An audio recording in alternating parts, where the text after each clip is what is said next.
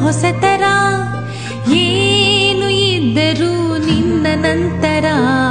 ನಾನು ಕಾಯುವ ಪ್ರತಿ ನಿಮಿಷವೂ